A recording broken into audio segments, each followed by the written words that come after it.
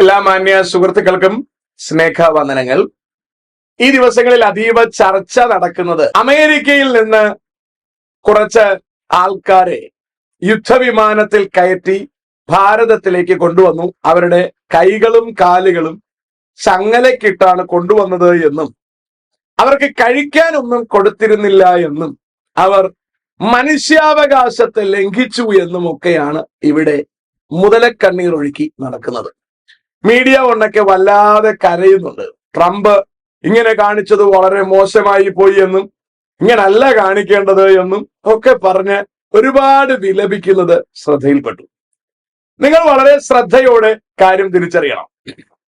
ട്രംപിന്റെ നാട്ടിലേക്ക് അവര് ക്ഷണിച്ച് അവരുടെ ക്ഷണപ്രകാരം ചെന്ന അതിഥികളെ അല്ല അവരിങ്ങോട്ട് ബന്ധിച്ച് കയറ്റിവിട്ടത്. അവരുടെ രാജ്യത്ത് അവരെ ദ്രോഹിക്കാൻ നുഴഞ്ഞു കയറ്റക്കാരെയാണ് അവർ തിരിച്ചെത്തിച്ചത്. എനിക്കിതിൽ പറയാനുള്ളത് ട്രംപ് ചെയ്തത് മഹാവൃത്തികേടാണ് എന്നുള്ളതാണ്. എന്ന് പറഞ്ഞാൽ അവരുടെ രാജ്യത്തെ നുഴഞ്ഞു കയറ്റക്കാരെ അവിടെ കാരാഗ്രഹത്തിലിടുകയോ തൂക്കിക്കൊല്ലുകയോ ആണ് ചെയ്യേണ്ടത്. പക്ഷെ അവർ വണ്ടിക്കകത്ത് എടുത്തിട്ട് ഇവിടെ കൊണ്ടെത്തിച്ചത് തെറ്റായി പോയി എന്നാണ് എന്റെ അഭിപ്രായം. വളരെ കൃത്യമായിട്ട് അറിയണം, ഇതിൽ പലരും ഹമാസ് അനുകൂലികളാണ്. ഇതിൽ പലരും ഏറെക്കുറെ ഉള്ളവരും ഇസ്ലാമികളാണ്. ഹമാസ് അനുകൂലമായി അവിടെ ജാഥയെ സപ്പോർട്ട് ചെയ്യുകയും പ്രകടനങ്ങൾ നടത്തുകയും ചെയ്തവരാണ് ഇവരിൽ അധികം പേര്. ഇവരെ ഇവിടെ കൊണ്ടുവന്ന് തുറന്നു വിട്ടാലുള്ള ഗതിയാണ് എന്റെ ആശങ്ക. കാരണം ഇവർ മറ്റൊരു രാജ്യത്തേക്ക് പോയ രണ്ട് കാര്യങ്ങളാണ്. ഒന്ന്, ഇന്ത്യ ഇവർക്ക് ഇഷ്ടപ്പെടാതെ വന്നിട്ടാണല്ലോ ഇവിടെ നിന്ന് പോയത്. രണ്ട്, ഇവർ നിയമപരമായിട്ടല്ല പോയത്. മൂന്ന്, ഇവർ ആ രാജ്യത്ത് ചെന്ന് ഹമാസിനെ സപ്പോർട്ട് ചെയ്തു. നാല്, ഇവർ അവിടുത്തെ രാജ്യത്തിന് എതിരായി പ്രവർത്തിച്ചു. ഇപ്പൊ കുറഞ്ഞ പക്ഷം എന്റെ പ്രഥമ ദൃഷ്ടിയിൽ 4 ഭീകര തെറ്റ് ചെയ്തവരാണ് ഇവർ. ഇവരെ ഇന്ത്യൻ മണ്ണിൽ കാല് കുത്തിക്കുന്നത് പോലും തെറ്റെന്നാണ് എന്റെ അഭിപ്രായം. ഇവരെ ഇനി ഇവിടെ ചങ്ങലയില്ലാതെ അഴിച്ചുവിട്ടാൽ നമുക്കിത് കേടാണ് എന്നുള്ളതാണ് എന്റെ അഭിപ്രായം. ഇങ്ങനെയുള്ളവരെയൊക്കെ നമ്മൾ അഴിച്ചുവിടുന്നതും ഇവരോടൊക്കെ അനുകമ്പ കാണിക്കുന്നതുമാണ് നമ്മുടെ നാശത്തിന് കാരണം സംഭവിക്കാൻ പോകുന്നത്. കാരണം ഇതുപോലെ തന്നെയാണ് പാലസ്തീനികളും ഇറാനികളും അഫ്ഗാനികളും സിറിയൻകാരും ഒക്കെ അവിടുത്തെ ആൾക്കാരോട് കാണിച്ച പോട്ടെ സാരമില്ല, യവന്മാരാണ് പിൽക്കാലത്ത് രാജ്യത്തെ മറ്റു രാജ്യങ്ങളുടെ മുമ്പിൽ വസ്ത്രം ഉരിഞ്ഞു നിർത്തിയത്. എന്തായി ഇറാന്റെ ഗതി? എന്തായി ഇറാഖിന്റെ ഗതി? എന്തായി ജോർഡാൻ? എന്തായി പാലസ്തീൻ? എന്തായി ലെബനൻ? എന്തായി സിറിയ? തുലഞ്ഞില്ലേ? ഇനി മാറ്റി നിർത്തൂ. ഇതിന്റെയൊക്കെ കാരണക്കാരായ ഇസ്ലാമിനെ നിങ്ങൾ നോക്കൂ. ഒടുവിൽ ഇതേ ആസ്ട്രേലിയയും പുറത്താക്കി ചാണകം തളിച്ചു. ട്രംപ് ഒരെണ്ണമില്ലാതെ വാരി പുറത്തു കളയാൻ പോവുകയാണ്. എന്താ ഇതിന്റെയൊക്കെ കാരണം? ഈ നശിച്ച ഫിലോസഫി, അത് താലോലിക്കുന്നത് രാജ്യത്തിന് ദ്രോഹമാണ്. ആരും അത് അക്സെപ്റ്റ് ചെയ്യാൻ തയ്യാറല്ല. തൽക്കാലം അത് അവിടെ കിടക്കട്ടെ, എന്റെ വിഷയം അതല്ല. വിദേശ രാജ്യത്തിൽ നിന്ന് അല്ലെങ്കിൽ അമേരിക്കയിൽ നിന്ന് അവര് കണ്ടുപിടിച്ച നുഴഞ്ഞുകയറ്റക്കാരെ തിരിച്ചു കൊണ്ടുവന്നത് ശരിയായില്ലെന്നാ പറയുന്നത്. എന്ന് പറഞ്ഞാൽ നല്ല ഫ്ലൈറ്റിൽ അവരെ കൊണ്ടുവരേണ്ടതായിരുന്നു. എന്തിനാ? എന്റെ ചോദ്യം, ഇവരങ്ങോട്ട് പോയത് അങ്ങനെ നേരായ മാർഗത്തിലൂടെ അല്ലല്ലോ. 50 ദിവസം നടന്നും വലഞ്ഞും വെള്ളം കിട്ടാതെയും ഭയങ്കര ചൂടുള്ള സ്ഥലങ്ങൾ താണ്ടിയൊക്കെയാണ് ഇവർ യാത്ര ചെയ്തവർ. അങ്ങനെ യാത്ര ചെയ്തിട്ട് വെള്ളം കിട്ടാതെ ചത്തുപോയവർ ഒരുപാട് പേരുണ്ടെന്നാ കഴിഞ്ഞ ദിവസങ്ങളിലൊക്കെ റിപ്പോർട്ടുകളിൽ കണ്ടത്. അങ്ങനെ മെക്സിക്കൻ അതിർത്തി വഴിയും പെറു മറ്റു പലയിടങ്ങളിലൂടെയും ഒക്കെ റിസ്ക് എടുത്ത് കടന്നു പോയവരാണിവർ. ഈ പോയതിന്റെ അത്രയും റിസ്ക് ഇല്ലായിരുന്നല്ലോ തിരിച്ചു വരാൻ ഉണ്ടായിരുന്നോ? തിരിച്ച് 10-30 മണിക്കൂർ കൊണ്ട് അവരെ എത്തിച്ചില്ലേ? ഇല്ലേ? ഇവരാരും ചെന്നത് എത്രയോ മാസങ്ങൾ എടുത്ത് കഷ്ടപ്പെട്ടല്ലേ ഇവരവിടെ ചെന്നത്. ഇവരെന്തിനാ ഇത്രയും കഷ്ടപ്പെടുന്നത്? ഇവർക്ക് വേണ്ടി അമേരിക്ക ഡോർ തുറന്നിട്ടിരിക്കുകയല്ലേ. എംബസി വഴി അവർക്ക് കയറിപ്പോക്കൂടെ? അപ്പൊ അവിടെ കൂടെ കയറിപ്പോകാൻ നേരായ മാർഗം കയറിപ്പോകാതെ എടാ അടുക്കള വഴി കടന്നുപോയ ഇവന്റെ അടുത്ത് എന്ത് മനുഷ്യത്വമാണ് കാണിക്കേണ്ടത്? എന്താണ് നിങ്ങൾ ഈ മോങ്ങുന്നത്? നിങ്ങൾ തിരിച്ചറിയണം. ഞാൻ 2 ബൈബിൾ വാക്യം കൂടി ഇതിനോട് ചേർത്ത് ഞാൻ സംസാരിക്കാം. യോഹന്നാൻ എഴുതിയ സുവിശേഷം 10-ാം അധ്യായം 1 മുതൽ ചില വാക്യങ്ങളാണ്. ആമേൻ ആമേൻ ഞാൻ നിങ്ങളോട് പറയുന്നു, ആട്ടിൻ തൊഴുത്തിൻ വാതിലിലൂടെ കടക്കാതെ വേറെ വഴിയായി കയറുന്നവൻ കള്ളനും കവർച്ചക്കാരനുമാണ്. ഇത് പറയുന്ന വേറെ കാര്യമാണ്. അമേരിക്കയ്ക്ക് ഫ്രണ്ട് ഡോർ തുറന്നിട്ടിരിക്കുകയാണ്, ഗേറ്റ് എന്നും പറയുന്നത് തുറന്നിട്ടിരിക്കുകയാണ്, വെൽക്കം എന്ന് എഴുതി വെച്ചിരിക്കുകയാണ് അവിടെ ചെന്നിറങ്ങാൻ. അവരുടെ സായിപ്പുമാർ അവിടെ ഇരിപ്പുണ്ട്. അവിടെ ചെന്ന് നിങ്ങളുടെ പാസ്പോർട്ട് കാണിക്കുക, വീസ കാണിക്കുക, അവർ നിങ്ങളെ സ്വാഗതം ചെയ്ത് അങ്ങോട്ട് ഇറക്കുകയാണ്. എന്തിനാ നിങ്ങൾ പറമ്പിൽ കൂടി വരുന്നത്? പറമ്പിൽ കൂടി ഒളിച്ചു കയറി വരുന്നവൻ, മതിൽ ചാടി വരുന്നവൻ കള്ളനും കവർച്ചക്കാരനും എന്നാണ്. കള്ളനോടും കവർച്ചക്കാരനോടും ഒരു രാജ്യം എടുക്കേണ്ട സമീപനം എന്താണ്? അപ്പൊ സ്വന്തം രാജ്യത്ത് വേണമെങ്കിൽ ഭാര്യ മക്കളെയൊക്കെ കണ്ടോട്ടെ എന്ന് പറഞ്ഞ് കടത്തി വിട്ടതാണോ അവർ ചെയ്ത തെറ്റ്?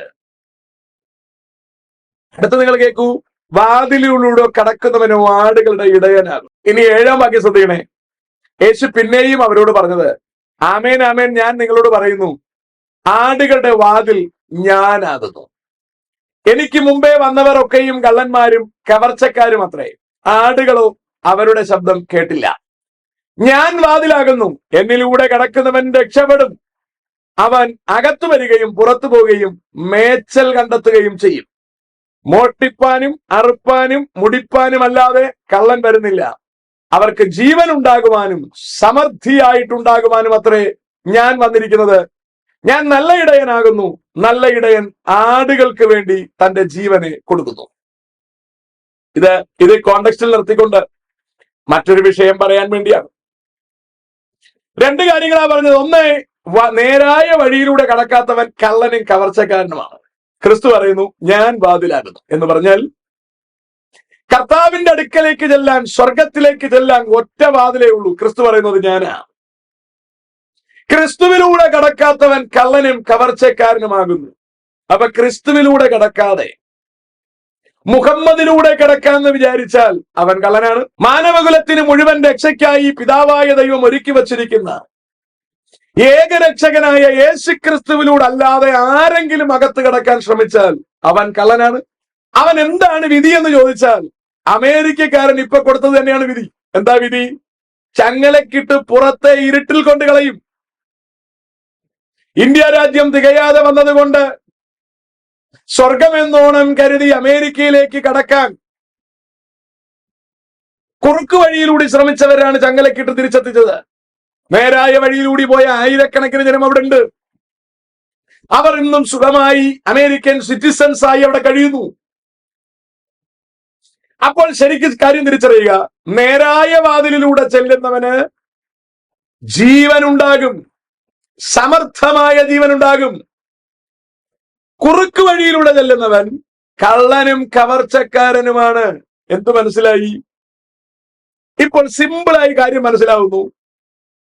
ക്രിസ്തുവിലൂടെ അല്ലാതെ ആരെങ്കിലും സ്വർഗരാജ്യത്തിൽ പ്രവേശിക്കാൻ ശ്രമിച്ചാൽ അവന്റെ പേര് ജീവപുസ്തകത്തിൽ ഇല്ലെന്ന ഒറ്റക്കാരണത്താൽ അവനെ തീപ്പൊയ്കയിൽ തള്ളിയിടും.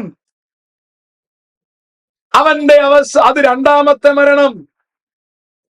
ജീവപുസ്തകത്തിൽ പേരെഴുതി കാണാത്ത ഏവനെയും തീപ്പൊയ്കയിൽ തള്ളിയിടും. അപ്പൊ തിരിച്ചറിയുക, അമേരിക്ക നേരായ മാർഗം തുറന്നു വെച്ചിട്ടുണ്ട്. അതുവഴി കയറി ചെല്ലുന്ന ആരെയും ചങ്ങലക്കിട്ടില്ല, ആരെയും ക്രിമിനൽസായി കണ്ടില്ല, ആരെയും അവർ ഉപദ്രവിക്കാൻ തയ്യാറല്ല. എന്നാൽ നേരായ വഴിയിലൂടെ അല്ലാതെ വന്ന എല്ലാരെയും അവർ അറസ്റ്റ് ചെയ്യാൻ തയ്യാറാണ്, അവർ ഡീപ്പോർട്ട് ചെയ്യാൻ തയ്യാറാണ്. അവർക്ക് പിന്നൊരിക്കലും അമേരിക്കയിൽ കാലുകുത്താൻ ഒക്കില്ല. അതുകൊണ്ട് കാര്യം ഗൗരവമായി തിരിച്ചറിയണം. കള്ളന്മാരായി, കവർച്ചക്കാരായി, നുഴഞ്ഞുകയറ്റക്കാരായി സ്വർഗരാജ്യത്തിൽ കയറാൻ കഴിയുമെന്ന് നമ്മൾ പ്രതീക്ഷിക്കരുത്. അമേരിക്ക പോലൊരു രാജ്യത്തിന്റെ അതിർത്തിക്കകത്ത് കടക്കാൻ പോലും കഴിയില്ലെങ്കിൽ സ്വർഗത്തിൽ കടക്കാൻ ഒരിക്കലും കഴിയില്ല. അല്ലല്ല, മാനസാന്തരപ്പെടാഞ്ഞാൽ നിങ്ങൾ എല്ലാവരും അങ്ങനെ തന്നെ നശിച്ചു പോകും. പുതുതായി ജനിച്ചില്ല എങ്കിൽ സ്വർഗരാജ്യം കാണുവാൻ ആർക്കും കഴിയുകയില്ല. വെള്ളത്താലും ആത്മാവിനാലും വീണ്ടും ജനിച്ചില്ലെങ്കിൽ സ്വർഗരാജ്യം കാണുവാൻ കഴിയുകയില്ല. ശുദ്ധീകരണം കൂടാതെ ആരും കർത്താവിനെ കാണുകയില്ല. ഇത്യാദി വാക്യങ്ങളിൽ നിന്നും കാര്യം വളരെ വ്യക്തമാണ്.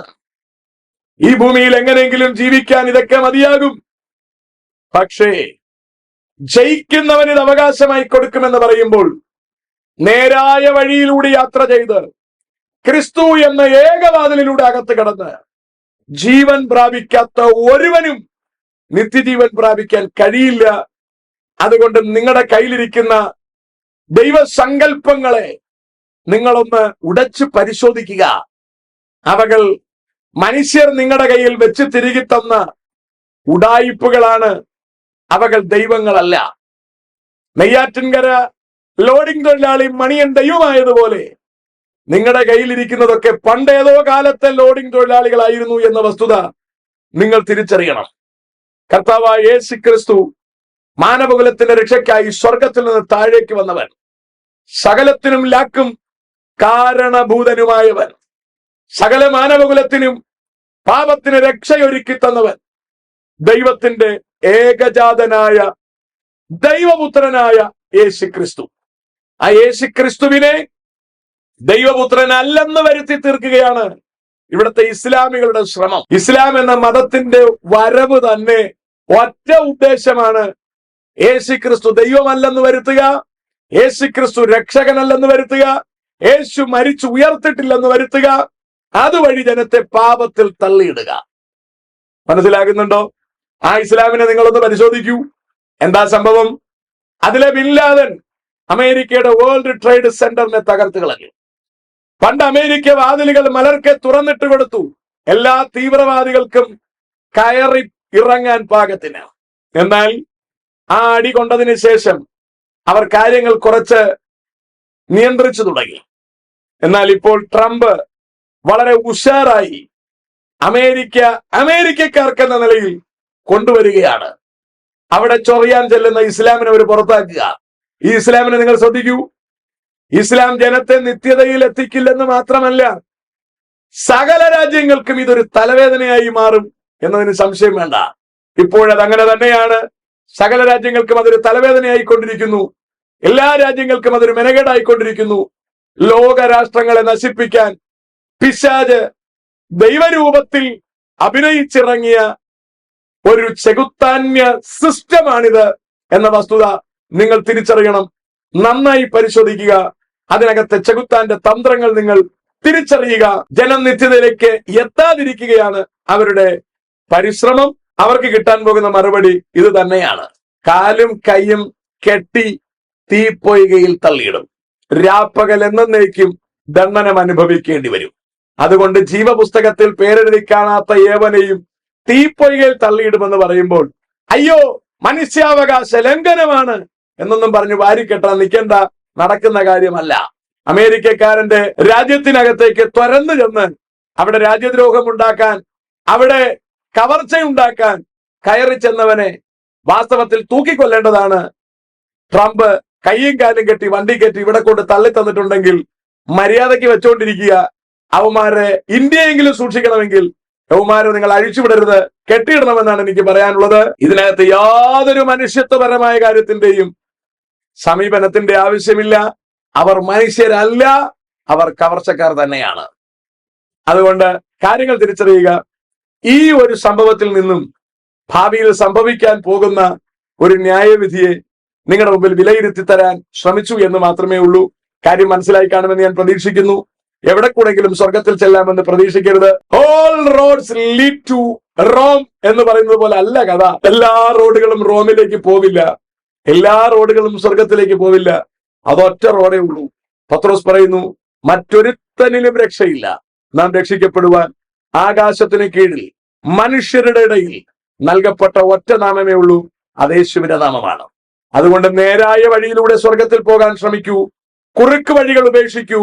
നുഴഞ്ഞു കയറാൻ ശ്രമിക്കാതിരിക്കൂ. കെണിയിൽപ്പെടാതിരിക്കൂ. ദൈവം നമ്മെ എല്ലാവരെയും സ്വർഗത്തിൽ കൊണ്ടുപോകാൻ ആഗ്രഹിക്കുന്നു.